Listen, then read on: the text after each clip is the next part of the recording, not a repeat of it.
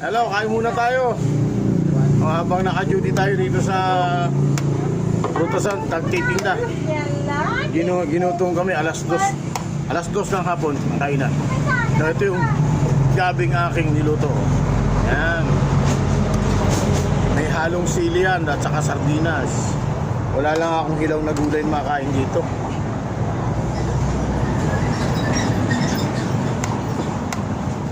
Nasaan tayo rin? Ayaw pa kumain? Kain ka natin eh. Sabi nung taga sa aming bata, maubusan ka ng plato.